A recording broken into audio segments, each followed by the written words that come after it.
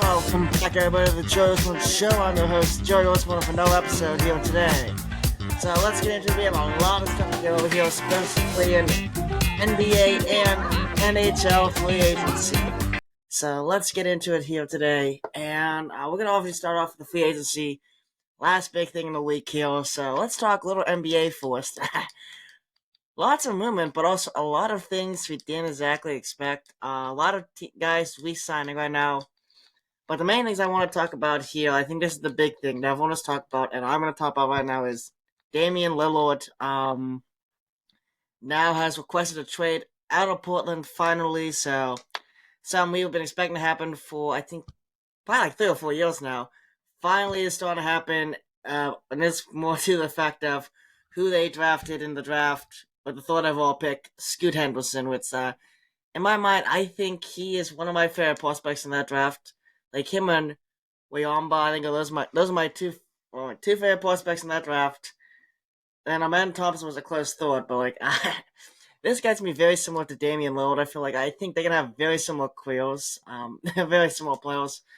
So of course, now he is the new face of the franchise for Portland, obviously, and so now Damien Lillard finally, for the first time in his career, probably can actually move on and go to a new team. And the one new team everyone is talking about him going to is the Miami Heat. Of course, we all know Miami came up pretty short in the finals this year, losing in 5 games to the Nuggets, and they are looking for their next superstar to help out Jimmy Butler. Because right now it's pretty much Jimmy Butler right now and Bam Adebayo sometimes. So they are looking for another guy who can come in there and help them out to win. Because they really do feel like they are one piece away. I do think, honestly, they are probably one piece away from a championship. But it's going to be a lot in my mind here. They're going to have to work pretty hard, to get there to the point where they want to be. But I think a Damian Lillard trade for them right now, because this is a hypothetical trade, but knowing the Heat, they really want it, so they probably will attempt it at least. But we already know they are going to attempt it, but like, if they get him, I do think that does put them over the top. I think if you're Miami, it's a tough move. You're going to have to give up a decent amount of pieces and some young pieces that are pretty good. Like, you're selling off your future, pretty much. But the thing is, you do have, like, they are actually one piece away. I do 100% think they are a Damian Lillard piece away from a championship. They are a very good team. Now, the one thing, if I was the Heat, though, I'm not the biggest fan of trading Tyler Hero. I'm not a big fan of that. But I would say here, just my mind here, that probably, if it brings to Damian Lillard, it probably is the right move. Now, it's gonna be it's not gonna be good to see him go, honestly, But if he's the piece that you can trade to get you the guy that gets you over that hump, which is, in last 3 years, lost in the finals. Actually, no. I guess 4 years. That's my mistake. 4 years. Here's one. Lost in the finals, 2020, to the Lakers in 6 games. 2021, get disappointed in the playoffs, don't make it. 2022, conference finals, and then they fall apart to the Celtics. And then this year, historic run, get to the finals. Historic playoff run, may I say. Not regular season. They didn't have the best regular season. It was the playoff the league I'm going, but historic playoff run, only to lose again in the NBA Finals. It is definitely clear they are a piece away. Jimmy Butler is still Jimmy Butler, and he, ever since going to the Heat, he really has turned into some very special, and he is the kind of guy that they do need to build around and get one last piece to get them over the hump. And I think Damian Lillard here is that piece. But what it's going to cost is the question. What is the cost of Damian Lillard? What are, of course, the Portland Trail Blazers wanting the Heat or any other team that wants to trade for him to give up? And I expect this to be very similar to the Donovan Mitchell trade when it comes, like, what needs to be given up. Like, I expect young talent needs to be given up, and I expect first-round draft picks need to be given up. Because I know, I'm going to look at it. We're going to look at this trade here, because I think it's going to be something very similar to the Donovan Mitchell trade when it comes, what they are demanding as, of course, what they want to get for Damien Lillard. The Trailblazers, what they would want. So let's just look at this. I know there's more first round picks. I think there's three first round picks and like four young prospects, I think. But I'm going to look it up here. So let's see, because I expect it to be something very similar. So pretty much here, yeah, Cavs gave up Markkanen, Bargy, and Colin Sexton, and three first round picks and two swaps. So yeah, I would expect for Damian Lillard, if this is going to be a trade to the Heat, and there's other suitors that we're going to be talking about in a couple seconds here, who are going to definitely be looking at him. But what I would say, if you're the Heat, we have to give up Tyler Hero, the first round pick from this year. I know who he is. I'm just trying to figure his name right now, but the first round pick from this year that he just drafted, I would expect, and I would say probably one more piece. I don't know. I'm trying to think who would be a good piece for them to get here, but there would be one more young player I think you need to have on that. And I think three first round picks. I think you need to trade those off if you have them. I think Miami does have them, though. Like, I think you'd have to trade 2024, 2025. Let's see. Let's see, yeah. You can't do back to back. My bad. So 2025, 2027, and 2029 picks. I think that's where you have, yeah, 2024, 26, and 28, actually. My mistake. Those are what you need to make. And then swap the picks in the years as well.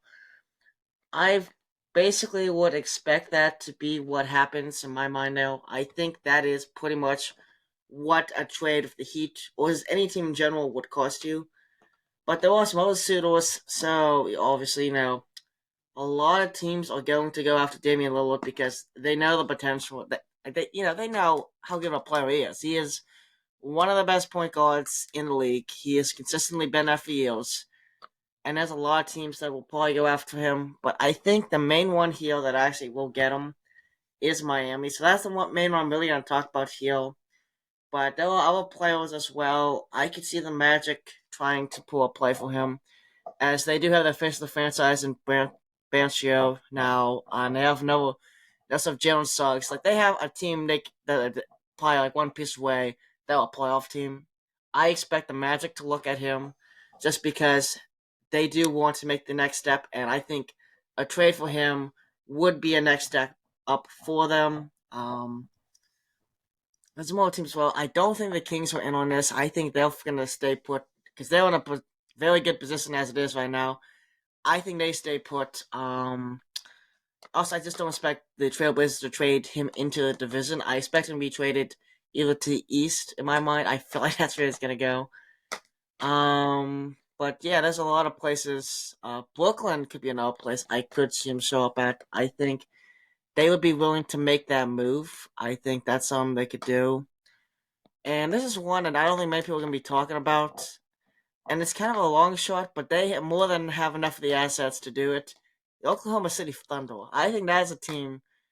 I don't think they'll do it, but that is a team you can watch out for as a possible suitor just because they have what it would take to trade for him. And I think if you would trade for him, they would probably become a playoff contender.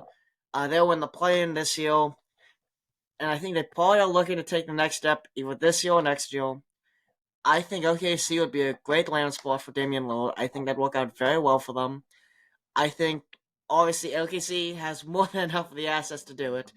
They pretty much hoarding first-round picks from, like, this year on for, like, the next 5 years. Like, they can have a ton of first-round picks. And then turn out to be some pretty high ones, too.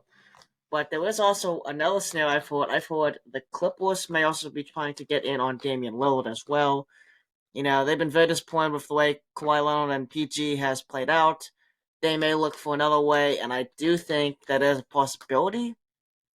But I think it's a long shot, if you know what I mean. Like, I don't think it really, is going to happen that much. I think it's going to be pretty tough for that to, of course, play out. Just because I don't think LA has the assets to get him. Like, I think they're probably better off of Westbrook right now than they are of someone else, just because I just don't think they have the assets to get Damian Lillard. As interesting as it would be to see those three, I don't think it's really that much reality. But I have heard that as a possible landing spot as well, so that is something to watch out for as well. The Clippers and Damien Lillard is a definite possibility. However, I do not think they have the assets to get it, so I wouldn't get your hopes up if you're a Clippers fan. But there was a definite chance that that could happen because they have, at least they are gonna acquire, from my understanding. So there's a definite chance, but it's a low chance in my mind. But yeah, pretty much here. Let's move some more stuff. Jordan Poole, that was a big trade move. He is now in Washington, and CP3 is coming to Golden State. So let's talk about this trade because this is a big trade as well, especially if you're a Warriors fan. For the Warriors on the side again, CP3. I'm just gonna grade this trade as a D. I'm sorry, but CP3 was a shell of himself last year. He is to the point of his career. Like, he's still a decent, good. He's gonna be a good bench player, but like, he's not the CP3 of old. I mean, he is finally starting to show his age, and he's just it's not as good as he has been in years past. So I don't think this is a good move for the Warriors. I think especially Jordan Poole was a great asset to have. He was a big reason why they won in 2022. I know there's the whole beef with Draymond and Jordan Poole, but I think you would have been better off keeping him and losing Draymond than getting CP3 and keeping Draymond. I think the Warriors right now are in a significantly worse spot than they were in the playoffs this year. I think this is probably the end of their whole dynasty here. It just, you know what I mean? Like, they need to get some more young guys in there. And Jordan Poole was a young guy who they could actually build around. In my mind, I feel like he was a guy you could use a Steph Curry, and help. I think that would be a great move. I thought that was they had a definite future. They need to try to get a little more of these young guys, but that's a future. You know what I mean? But they've pretty much born that whole future for CP3, and it's just I think it's a horrible move for them. But on the other hand, for the Wizards, this is a fleecing in my mind. The Wizards just got a spectacular player that they can build around for their future.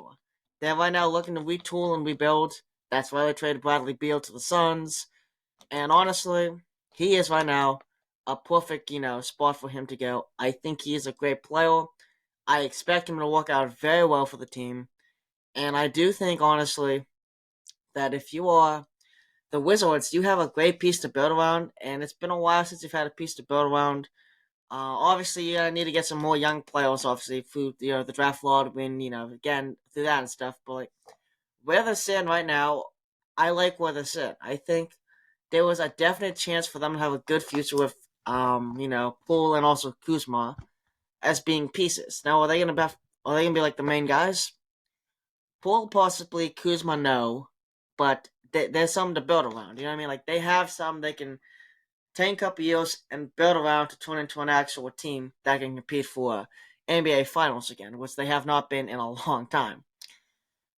So I think it's a great move for the Wizards, horrible for the Warriors, and yeah, that's pretty much much I really want to talk about fantasy wise. A lot of the things that happened for the most part, they were pretty much like just re-signings. There was not much movement this year, which was a little surprising. Because normally there's a Floria stuff. There really wasn't that much this year that was that noteworthy. A lot of the guys who were there are still re-signed. This is what James Harden saga, but I'm not going to get into that just because we don't have much information, and I think a Damien Lillard trade will happen before a Harden trade. So I think we have a little more time before we need to start talking about Harden, because I think right now Damian Lillard is the one we need to be talking about and stuff like that. But yeah, so let's move on to some NHL. So a lot of the big names for you to see right now in the NHL are still out there. Tarasenko is still out there. Kane is still out there. Of course, Kane's probably not getting signed because of the injury, but a lot of the bigger pieces we were talking about coming into it are still out there. But a lot of great depth ones were signed here. There was Jason Zucker in Arizona. That was a surprise. But the weird thing here of this free agency was a lot of 1 year deals. Like, players get their money, but it's just a 1 year deal. Like, Zucker to Arizona, that was a weird one. I think everyone expected him to get a decent bit of money. But yeah, it was just a lot of interesting things. I don't think much like really changed. Like, wow, this seems to be a lot better than it was. Most like, I don't think there's anything I mean like, wow, that's a big move stuff. Like, a lot of big moves have not happened yet. So obviously, I know Tarasenko is contemplating a lot of offers to this point. So that's something to watch out for is Tarasenko. But there's some other things too here. I know Penguins wise, so let's talk about the Pens for a sec here. Dubas, he made a lot of moves on the first day of free agency and a lot of great depth signings. I think these guys are going to definitely help the Bomb Six out a lot.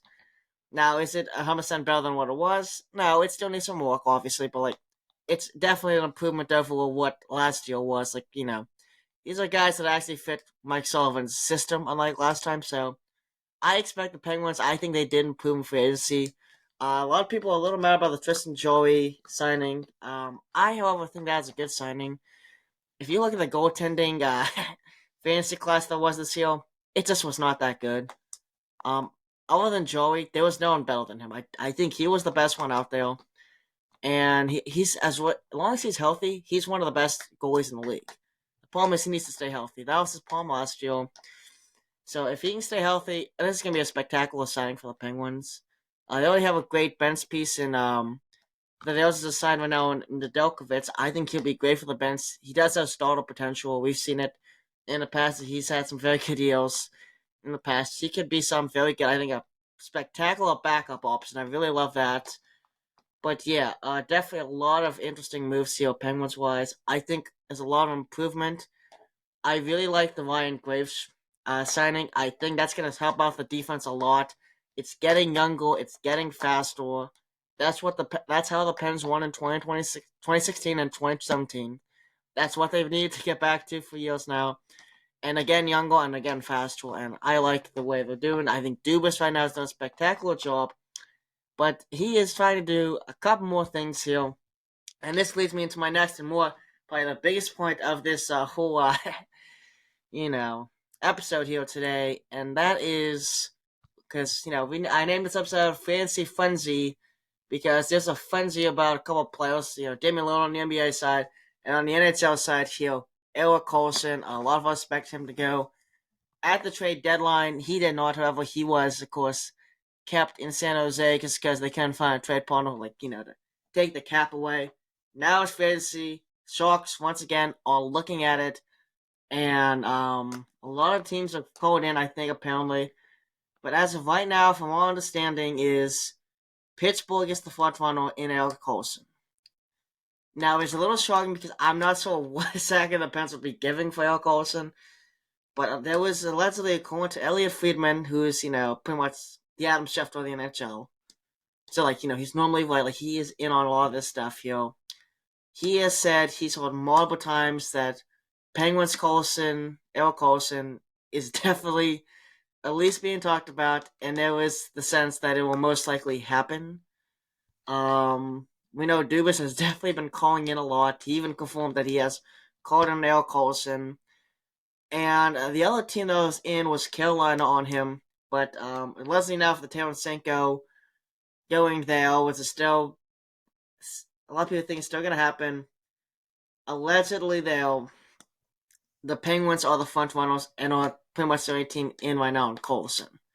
So there is an idea here that most likely he does go to Pittsburgh if he's getting traded. Pittsburgh is the likely target. They are still working on a trade, obviously, so we'll see what happens, but there's a definite chance that the Norris winner for this year will be heading to the Borg to play with Sid, Malkin, and Letang, which, honestly, if this is something that happens, this will change a lot of the way the Metro will play out. A guy like Erik Karlsson coming into your division, if you're the team that's not getting him, you do not want that to happen. You know what I mean? This is a guy who's spectacular. He has had a lot of struggles getting back to his old form, but last year he finally did, and he was insane to watch last year. It was spectacular. He is the best offensive defenseman in the league. Never see the best defenseman. Defensively, no, but his offense at that position is very rare to see. You rarely see that. The only other person I could probably compare his offense to is Kel McCaw. It's pretty rare to have someone like that at the D line, but he is that good. Penguins wise, what he would bring to the team is a lot more scoring, help on the power play for sure. I think you'd actually move Letang out and put him in if you do the power play on the first power play. But he would change a lot of things. I think there's a lot of improvement if you bring him into the team. But yeah, definitely it would change a lot of things. It would propel the Penguins probably back to a top three spot in that division and easily probably a playoff contender. Like I do expect with the moves being made, and if an Erik Karlsson trade, of course, does happen, I would easily see them as a threat to win that whole division. I would see them as rivals to Carolina, rivals to the Devils, rivals to both New York teams. I would see that as a definite possibility. Now, what will it cost? Because it's definitely going to be very confusing how the Penguins do acquire him with what they have. But I would expect, I know Dubas doesn't want to use first round picks, but I think if he really wants him, he's going to have to. And I think if there's going to be a trade, it'll be Karlsson on the Shark side, and it's just him. On the Pen side, I would expect Petrie, Granlund, both just to more even out the salary issues with the Karlsson contract, which is 11 million. So that's going to be somewhat retaining, but they're going to need to get some contracts off the books as well.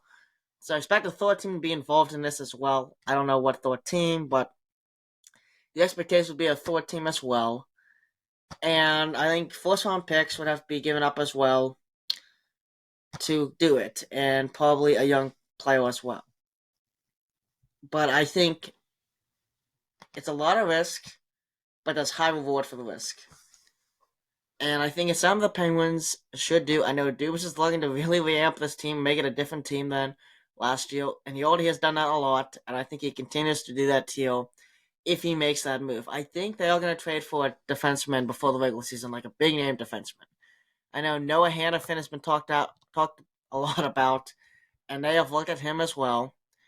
But they are trying to get a big name defenseman in to replace Brian Dumoulin at his spot, as he of course now is with the Kraken. I think this is the move they do make. A lot of movement here of what happens here, but at this point here, I think if you were the Penguins, they are going to try it, and I think they will succeed if they do that, in my mind here. But yeah, so that's pretty much all I have to say on the Erik Karlsson trade. I like potential trade. I think it happens. I think it's Pittsburgh if it happens, but it's going to be a tough one. I forgot what I was giving up in that scenario here.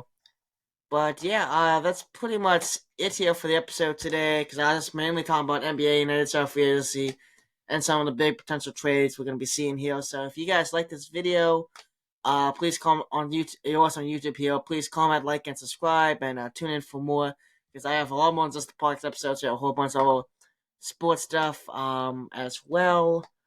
If you guys are listening in on Apple Podcasts, Spotify, and all the other podcast platforms that I'm on, thank you guys for once again tuning in, and I will see you guys next time.